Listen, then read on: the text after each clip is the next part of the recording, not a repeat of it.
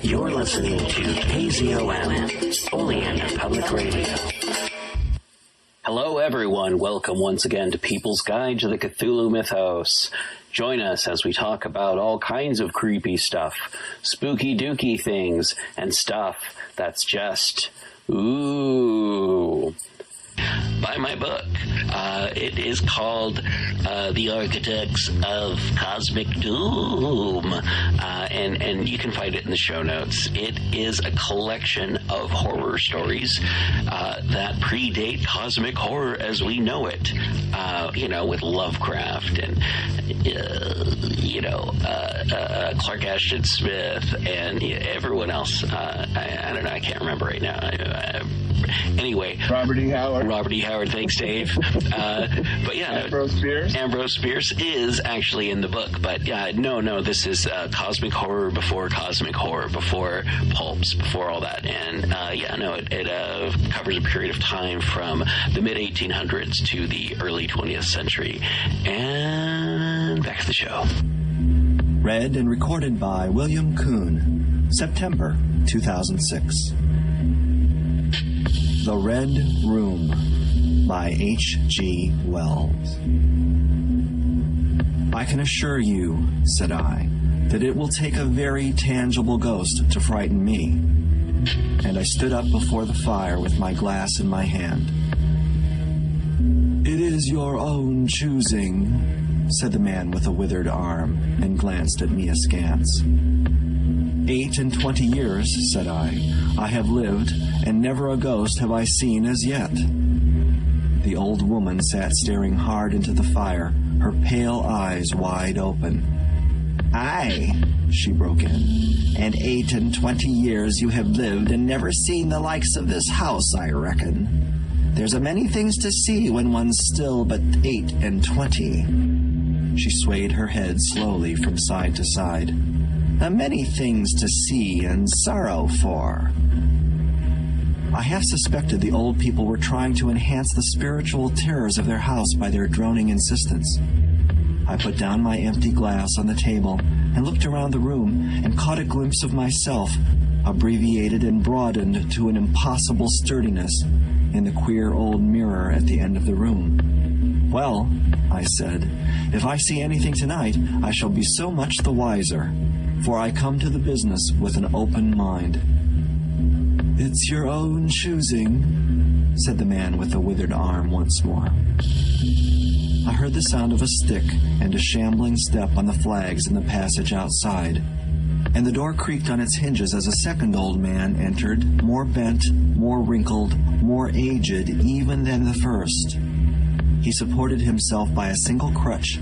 His eyes were covered by a shade, and his lower lip, half averted, hung pale and pink from his decaying yellow teeth.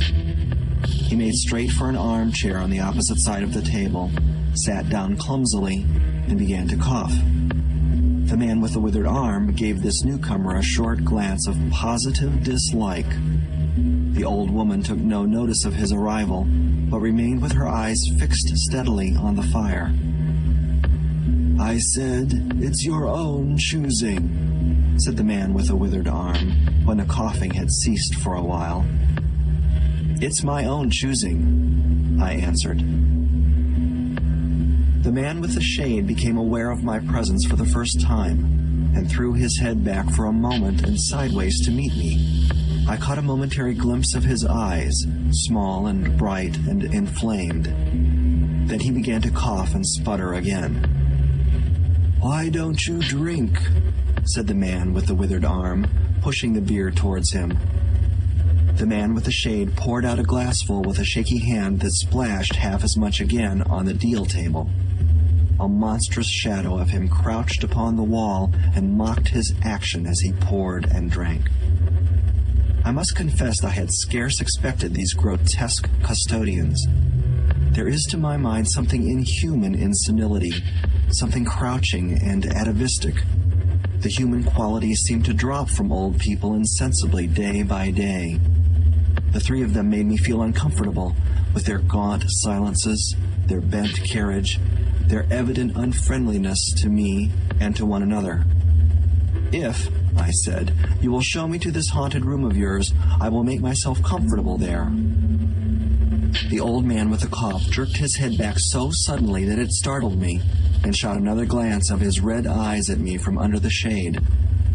But no one answered me. I waited a minute, glancing from one to the other. "If," I said a little louder, "if you will show me to this haunted room of yours, I will relieve you from the task of entertaining me." "There's a candle on the slab outside the door," said the man with the withered arm, looking at my feet as he addressed me. "But if you go to the Red Room tonight—" "This night of all nights," said the woman. "You go alone." "Very well," I answered. "And which way do I go?"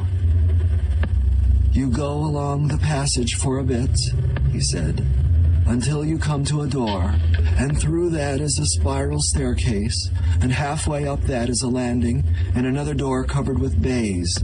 Go through that and down the long corridor to the end, and the Red Room is on your left up the steps." "Have I got that right?" I said, and repeated his directions. He corrected me in one particular.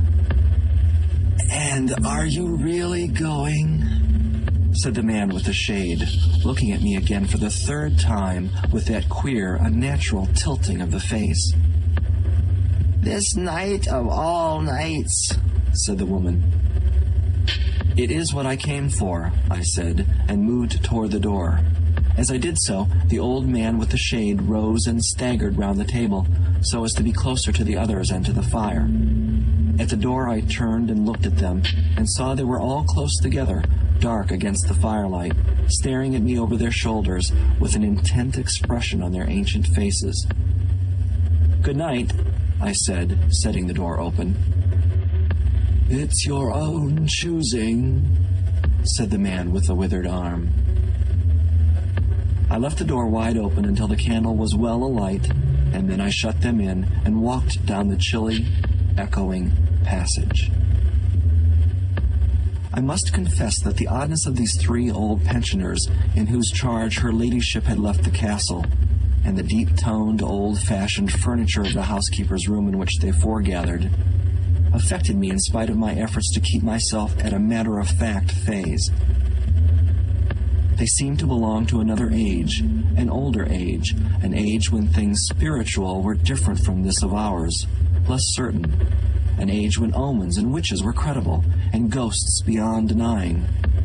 Their very existence was spectral, the cut of their clothing, fashions born in dead brains. The ornaments and conveniences of the room about them were ghostly, the thoughts of vanished men which still haunted rather than participated in the world of today. But with an effort I sent such thoughts to the right about.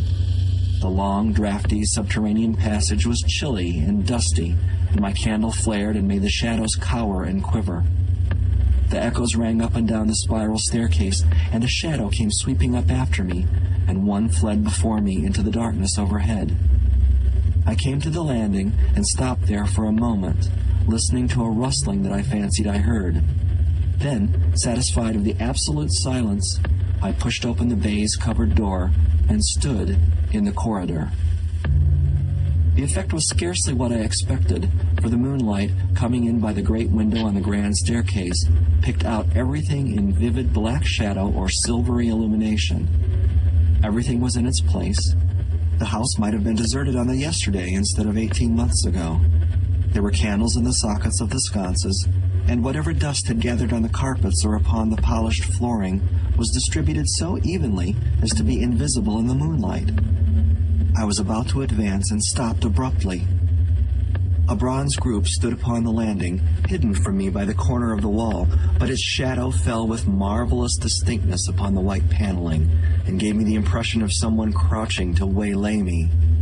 I stood rigid for half a minute, perhaps.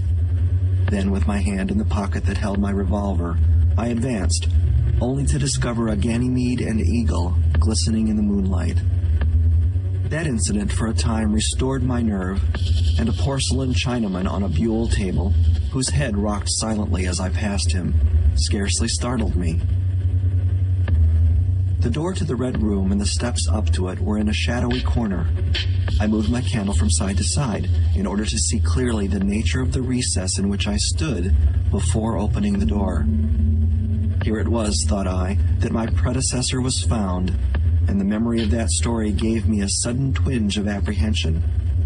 I glanced over my shoulder at the Ganymede in the moonlight, and opened the door of the red room rather hastily, with my face half turned to the pallid silence of the landing. I entered, closed the door behind me at once, turned the key I found in the lock within, and stood with the candle held aloft, surveying the scene of my vigil, the great red room of Lorraine Castle in which the young Duke had died. Or rather, in which he had begun his dying, for he had opened the door and fallen headlong down the steps I had just ascended. That had been the end of his vigil, of his gallant attempt to conquer the ghostly tradition of the place. And never, I thought, had apoplexy better served the ends of superstition. And there were other and older stories that clung to the room, back to the half-credible beginning of it all. The tale of a timid wife and the tragic end that came to her husband's jest of frightening her. And looking around that large, somber room, with its shadowy window bays, its recesses and alcoves, one could well understand the legends that had sprouted in its black corners, its germinating darkness. My candle was a little tongue of light in its vastness that failed to pierce the opposite end of the room, and left an ocean of mystery and suggestion beyond its island of light. I resolved to make a systematic examination of the place at once, and dispel the fanciful suggestions of its obscurity before they obtained a hold upon me. After satisfying myself of the fastening of the door, I began to walk about the room, peering round each article of furniture, tucking up the valances of the bed, and opening its curtains wide. I pulled up the blinds and examined the fastenings of the several windows before closing the shutters, leaned forward and looked up the blackness of the wide chimney, and tapped the dark oak paneling for any secret opening. There were 2 big mirrors in the room, each with a pair of sconces bearing candles, and on the mantelshelf, too, were more candles in china candlesticks. All these I lit one after the other. The fire was laid, an unexpected consideration from the old housekeeper, and I lit it to keep down any disposition to shiver.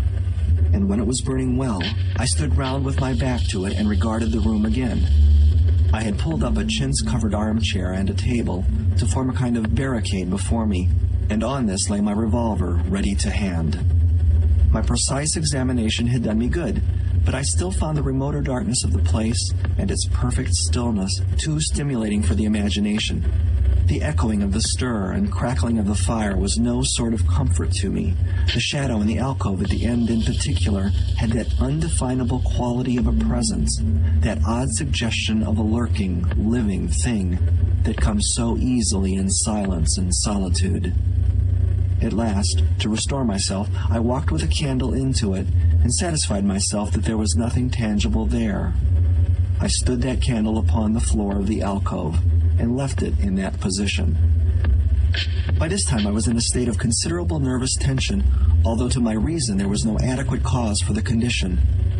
My mind, however, was perfectly clear.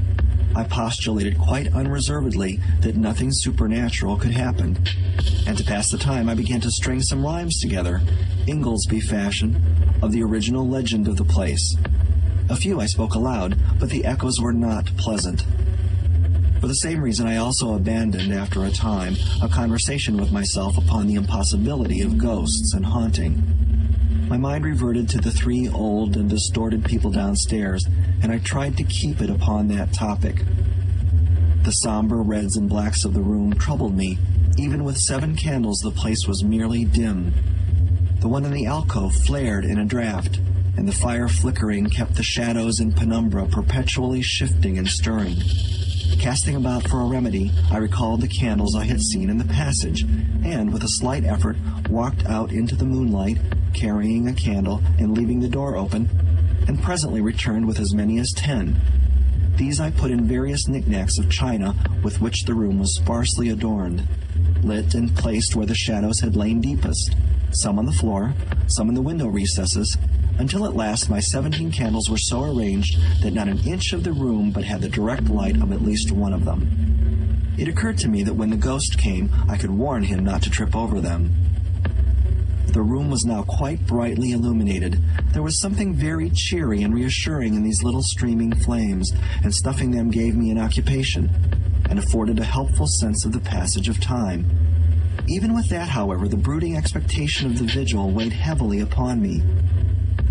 It was after midnight that the candle in the alcove suddenly went out, and the black shadow sprang back to its place there.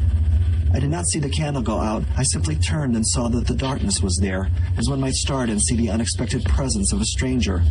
"By Jove," said I aloud, "that draft's a strong one."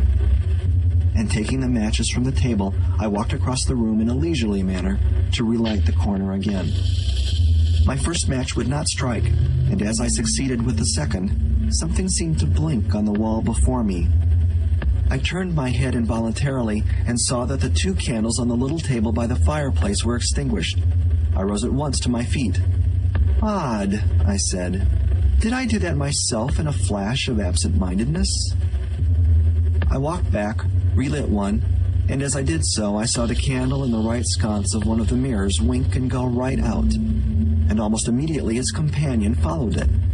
There was no mistake about it. The flame vanished as if the wicks had been suddenly nipped between a finger and a thumb, leaving the wick neither glowing nor smoking, but black. While I stood gaping, the candle at the foot of the bed went out, and the shadows seemed to take another step towards me. "This won't do," said I, and first one and then another candle on the mantel-shelf followed. "What's up?" I cried, with a queer high note getting into my voice somehow. At that, the candle on the wardrobe went out, and the one I had relit in the alcove followed. "Steady on," I said. "These candles are wanted," speaking with a half-hysterical facetiousness and scratching away at a match the while for the mantel candlesticks. My hands trembled so much that twice I missed the rough paper of the matchbox. As the mantel emerged from the darkness again, 2 candles in the remoter end of the window were eclipsed, but with the same match I also relit the larger mirror candles and those on the floor near the doorway, so that for the moment I seemed to gain on the extinctions. But then in a volley there vanished 4 lights at once in different corners of the room, and I struck another match in quivering haste and stood hesitating whither to take it. As I stood undecided, an invisible hand seemed to sweep out the 2 candles on the table. With a cry of terror, I dashed at the alcove, then into the corner, and then into the window, relighting 3 as 2 more vanished by the fireplace. Then, perceiving a better way, I dropped the matches on the iron-bound deed box in the corner and caught up the bedroom candlestick. With this, I avoided the delay of striking matches. But for all that, the steady process of extinction went on, and the shadows I feared and fought against returned and crept in upon me. First the step gained on this side of me, and then on that. It was like a ragged storm cloud sweeping out the stars. Now and then one returned for a minute and was lost again. I was now almost frantic with the horror of the coming darkness, and my self-possession deserted me. I leaped, panting and disheveled, from candle to candle in a vain struggle against that remorseless advance. I bruised myself on the thigh against the table. I sent a chair headlong. I stumbled and fell and whisked the cloth from the table in my fall. My candle rolled away from me, and I snatched another one as I rose. Abruptly, this was blown out as I swung it off the table by the wind of my sudden movement, and immediately the 2 remaining candles followed. But there was light still in the room, a red light that staved off the shadows from me. The fire! Of course, I could still thrust my candle between the bars and relight it. I turned to where the flames were still dancing between the glowing coals and splashing red reflections upon the furniture, made 2 steps toward the grate, and incontinently the flames dwindled and vanished, the glow vanished, the reflections rushed together and vanished, and as I thrust the candle between the bars, darkness closed upon me like the shutting of an eye, wrapped about me in a stifling embrace, sealed my vision, and crushed the last vestiges of reason from my brain. The candle fell from my hand. I flung out my arms in a vain effort to thrust that ponderous blackness away from me, and, lifting up my voice, screamed with all my might, once, twice, thrice. Then I think I must have staggered to my feet. I know I thought suddenly of the moonlit corridor and, with my head bowed and my arms over my face, made a run for the door. But I had forgotten the exact position of the door and struck myself heavily against the corner of the bed. I staggered back, turned, and was either struck or struck myself against some other bulky furniture.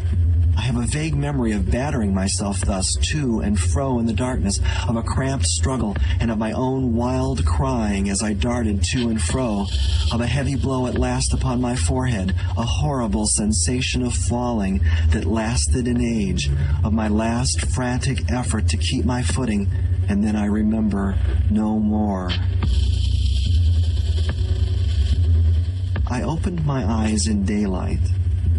My head was roughly bandaged, and the man with the withered arm was watching my face. I looked about me, trying to remember what had happened, and for a space I could not recollect. I rolled my eyes into the corner and saw the old woman, no longer abstracted, pouring out some drops of medicine from a little blue vial into a glass. "Where am I?" I asked. "I seem to remember you, and yet I cannot remember who you are." They told me then, and I heard of the haunted Red Room as one who hears a tale. "We found you at dawn," said he, "and there was blood on your forehead and lips." It was very slowly I recovered my memory of my experience. "You believe now," said the old man, "that the room is haunted?"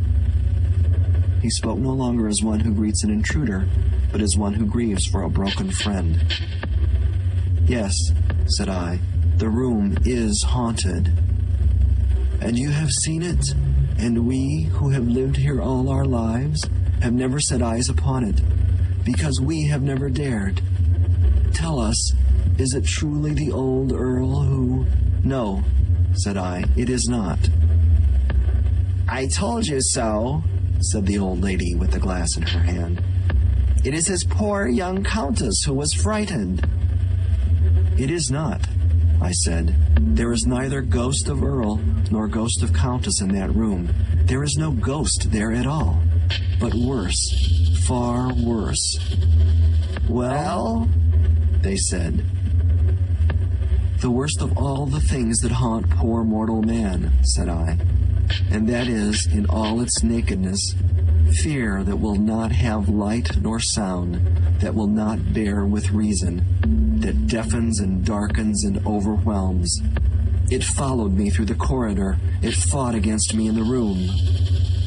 I stopped abruptly. There was an interval of silence. My hand went up to my bandages. Then the man with the shades sighed and spoke. "That is it," said he. "I knew that was it. A power of darkness, to put such a curse upon a woman.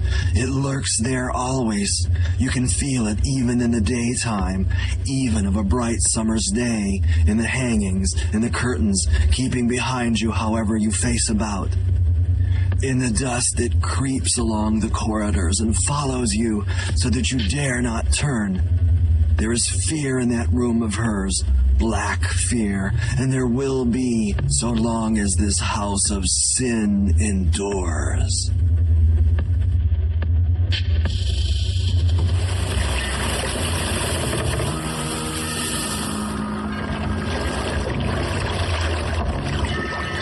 Welcome to Innsmouth, stranger. Hi, I'm Rob Whiten from the Innsmouth Book Club. Join me and my fellow guide John Chadwick as we take you on a fortnightly tour of Innsmouth. We visit places such as the Picture House, the Library and Innsmouth Museum to discuss all aspects of weird fiction, whether it be book, film, music, TV or art. As well as that, we stop over at the Gilman House to have a chat with a resident guest. That includes authors, artists, musicians, in fact Lovecraftian creatives of all types. You can find our free shows on Patreon, and there you can also sign up as a patron, which brings you bonus content, plus a monthly PDF copy of Innsmouth News, which features articles, author spotlights, all the latest news and reviews, and more. You can find us at patreon.com/InnsmouthBC. We hope to see you soon, because remember, Innsmouth isn't just a place, it's a state of mind. Check out the show notes or go to pgttcm.com for more information. And also check us out on Facebook, Instagram, YouTube, and all the other places where podcast stuff exists. All right, back to the show. In Legacy Door, a lurker from space casts a shadow over time. We opened our eyes upon the human world. We found ourselves lying on an especially yielding bed in a room displaying scattered relics of their shallow past, tied together by more recently produced items meant to blend with the relics. Typical. A sensitive journalist dreams of unknown lives. Seems like every time I close my eyes, they get stronger. I can't even say the last time I had a normal sleep, let alone a dreamless one. An outspoken lawyer defends the suspect in an unspeakable crime. And that client was Jonathan Strauss, held for the murder of his daughter Abigail and her companion Harrison Reese. And a stalwart investigator tries to drag it all into the light. Some of the Reeses and the Strausses have been involved with something that seems to include an obsession with bloodlines and longevity for at least decades. Legacy Door is a weekly cosmic horror mystery podcast. An ensemble of actors tell a story, also available in paperback, Kindle, and audiobook. Available now.